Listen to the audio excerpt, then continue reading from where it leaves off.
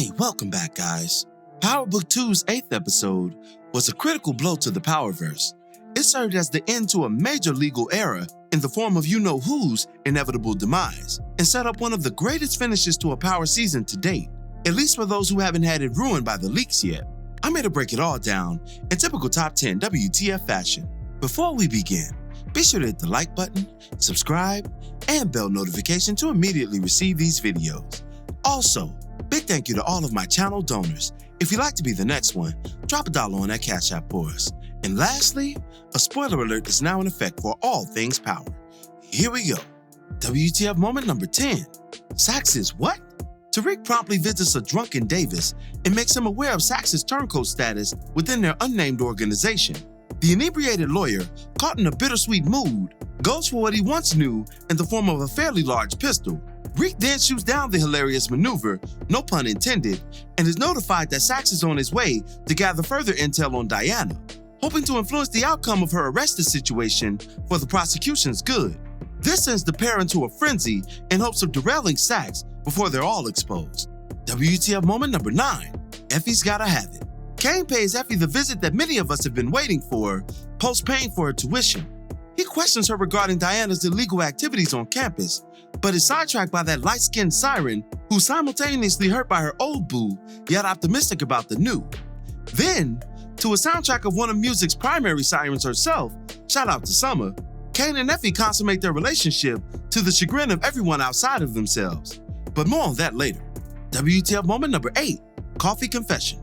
Davis shows up to aid Diana, and Monet by extension, legally, also hoping to subvert his shady partner in the process. Upon Diana nearly professing too much, Davis makes a play to disrupt the legal meeting by pouring hot coffee on Saxe, and slyly slips Diana a warning message in the process, reading, quote, "Put Saxe on Effie, trust me." Though confused, Dee later obliges her lawyer's wisdom, leading to a series of major hiccups for her former Tariq competition. WTF moment number 7. Coming out strong. Kane attempts to warn Effie against Tariq's latest scheme when he's interrupted by his brother's rage. Upon checking on the emotionally disheveled middle child, the two witness a press conference by Drew's former boothing, Everett, who not only officially comes out as gay, but credits his new white boyfriend for support in the endeavor. This further incenses Drew and drives him to alcoholism immediately. WTF moment number 6. A cry for help. Everett publicly encounters a drunken Drew, who hilariously stumbles over insults and admiration in realizing the hopelessness of his situation. That hopelessness subsequently spills into a confessional as Drew laments the loss of his lover Gordo in the midst of the emotionally charged diatribe. Unbeknownst to him, however, this moment will have unfortunate ramifications of the viral kind. WTF moment number 5. Sweet switcheroo. On her first drug run since her agreement with Tariq, Effie is chased down by the feds in the act of unloading the work. The unit then infiltrates a nearby warehouse where the dope surprisingly tests negative. That's because they soon discover that the coke is not coke at all, but sugar, a maneuver we've seen implemented notably by Kane in times past. Sitting above the scheme he concocted, Tariq gets visuals of the failure and confirms the completion of the plan to a gleeful Monet. WTF moment number 4. Castillo catastrophe. Jules Meltdown comes back to haunt him immediately in the form of a viral video. His speech was apparently caught on tape and completely unravels his previous denials of Gordo's whereabouts and well-being. The grandstand inspires a forthcoming visit and conflict from the Castillo family, all of which are anxious for answers regarding their missing blood. WTF moment number 3. Going rogue. In what will be her last conversation with Saxe, Jenny responds to her failed raid by denying him protection. Rattled, saddened, and betrayed, Saxe departs and contacts Tariq with the voicemail warning, essentially saying that, quote, "If I die, the whereabouts of your family dies with me." Saxe's futile message will be interrupted by a driven Theo, who kidnaps Jenny's former CI at gunpoint in reaction to Davis's recent revelation that his partner was a mole the whole time. WTF moment number 2. Resurrection Day. Fresh off her second clapping of the episode, Effie is interrupted by a mysterious knock at the door. When she answers, she's unpleasantly surprised by Blanca and the DEA, who holler outside while Kane looks on. Then, her initial fear turns into shock as the window of Jenny's car rolls down and she learns of her true charge, attempted murder. Effie is floored by Lauren's reappearance, the latter disrespectfully fingering her would-be killer in the flesh.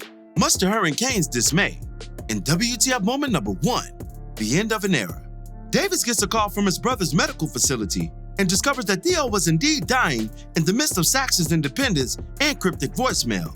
Putting 2 and 2 together, finally, Davis and Reek hunt down Theo, who holds the life of his brother's betrayer in the balance by way of the gun. Davis pleads with his brother to change his fate, but Theo's mortality, coupled with his love for his brother, prevails, and he shoots Saxe in cold blood before turning the same weapon on himself.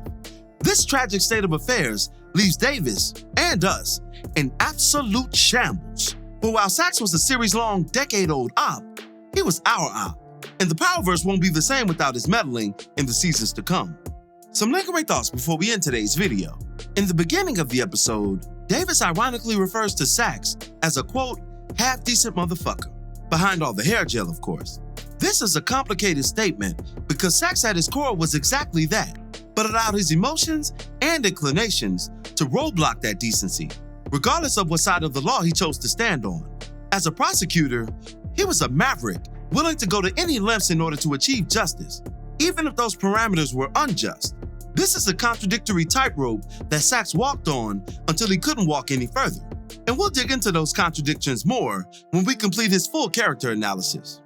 Kane finally got those red bone cheeks in his possession, but will this move come back to haunt him in the end? Stay tuned, family. And lastly, without spoiling the epic conclusions to come, I'll just say this. Brayden is on the precipice of some major character building in light of his current family struggle that correlates with his own life path. A path that he'll be forced to decide upon come episode 9. Trust me when I say, it'll be one for the books. And that'll do it for this one. What were your thoughts on Power Ghost episode 8? Be sure to drop me your opinions in the comments below. As always, I thank you for watching today's video. If you liked today's video, go ahead and drop $1 on that Cash App for us, hit the like button, share it with your friends who are Power fans, and subscribe for more content such as this. This is Rudy P. Magic of Rudy P. Magic Beats, and have a blessed one until the next one. Peace, y'all.